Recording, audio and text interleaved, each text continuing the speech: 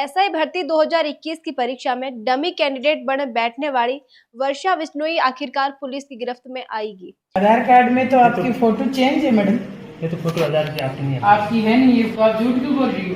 Paper leak के माध्यम से एक पूरी पीढ़ी का भविष्य अंधकार में ले जाने का एक ये कुत्सित प्रयास हुआ था। पेशाऊ सरकारी मास्टरनी फिर भी रुपया के बदला लोगों की जगह परीक्षा में डमी कैंडिडेट बनती ही।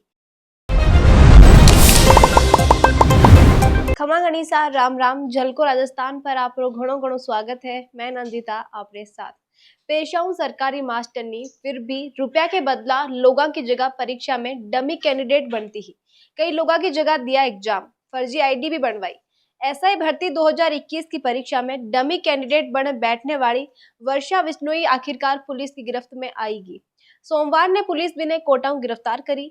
मार्च 2024 में एसओजी एसआई जगदीश सिहाग ने गिरफ्तार कर पूछताछ करी, तब वर्षा बिश्नोई को नाम सामने आयो है।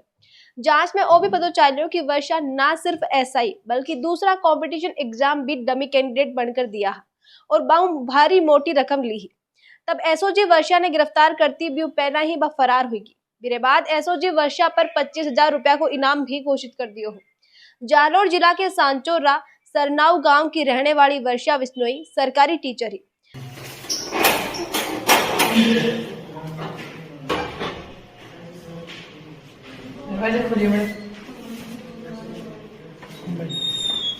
क्या नाम है आपका? आगे भैया, आपकी कोई आईडी है आपके पास? बताइए। विमला डॉक्टर हो? आपके पिताजी का नाम? विमला नाम है। रहने वाले हो आप? वो सीमा भगवती उनको जानते हो? इंदू वो कहाँ है? इंदू बलोत्रा वाले वो कहाँ पे? वो कहाँ है?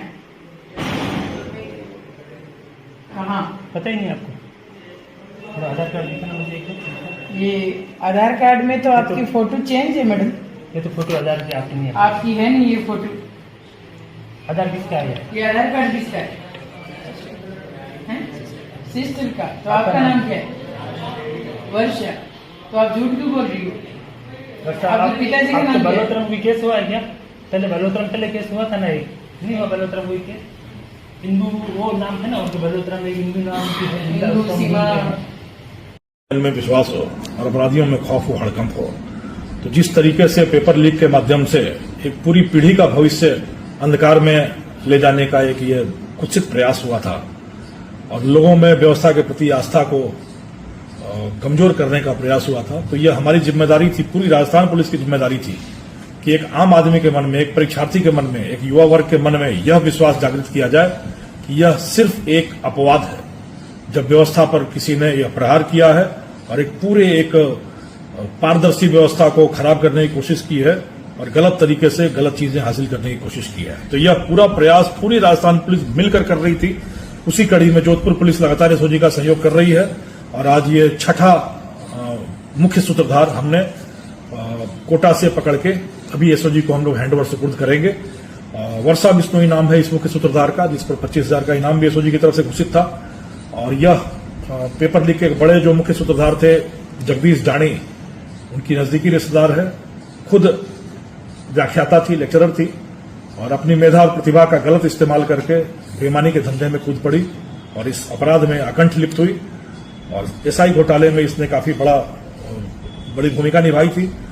और हैरत की बात यह थी कि कई मुख्य सूत्रधार पकड़े गए। हम लोगों ने जोधपुर की साइक्लोनर टीम ने ही पहले 5 मुख्य सूत्रधार पकड़कर दिए थे और आज ये छठा सूत्रधार पकड़कर दिया है। तो ये पिछले 6 महीने से इनाम घोषित होने के बाद भी लगातार पुलिस की आंखों में धूल झोंककर, चकमा देकर, गच्चा देकर फरार रहने में कामयाब थी। तो साइक्लोनर सेल की कार्यशैली से आप लोग अवगत हो चुके हो कि किस तरीके से हम लोग बिल्कुल पेशेवर तरीके से काम करते हैं।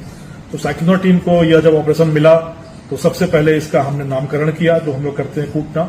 इस ऑपरेशन का नाम दिया हमने डॉक्टर फिक्सिट। डॉक्टर फिक्सिट इसलिए नाम दिया गया कि फिक्सिट एक ऐसा केमिकल है, जब कहीं दीवार में या कहीं छत में लीकेज होता है बारिश से, तो उसको इस्तेमाल करके लीकेज रोका जाता है। तो यह लीकेज कांड से संबंधित थी और उसका खुद का नाम वर्षा था, तो इसलिए इस ऑपरेशन का नाम हमने डॉक्टर फिक्सिट रखा था।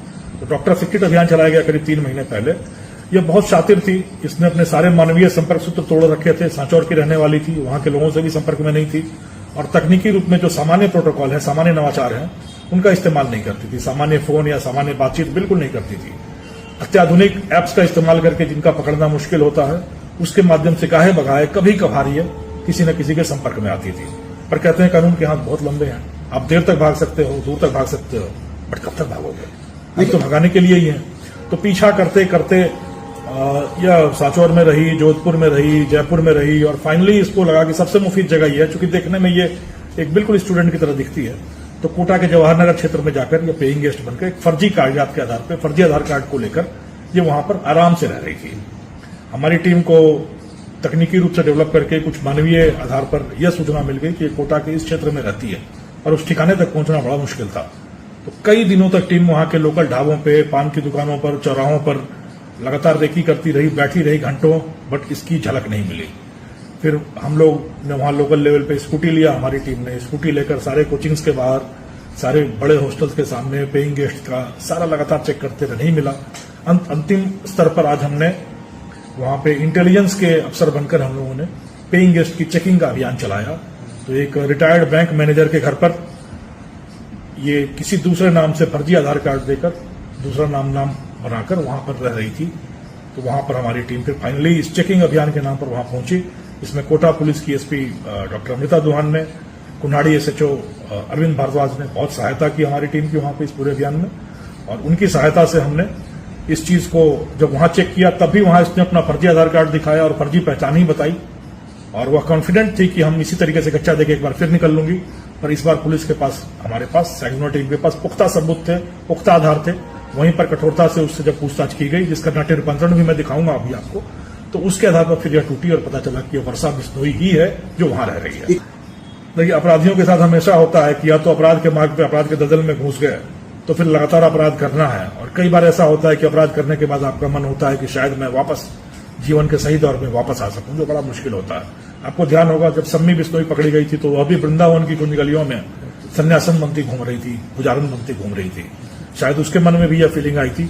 और यह लड़की वर्षा बिश्नोई अभी the basics of human nature, यह किताब पढ़ रही थी कि आदमी के मन में लोभ, पाप, लालच कैसे पैदा होता है, इसको कैसे रोका जाए, समाज में अपनी शरीफ की छवि कैसे बनाई जाए, शराफत के क्या क्या सूत्र होते हैं मानव स्वभाव के। इन चीजों पर गहन अध्ययन कर रही थी वहां बैठकर कोटा में, कि शायद मैं समाज में दूसरा मुखौटा लगाकर जा सकूं, एक शरीफ बनकर जा सकूं और शरीफ के रूप में फिर से अपना जीवन स्थापित कर सकूं।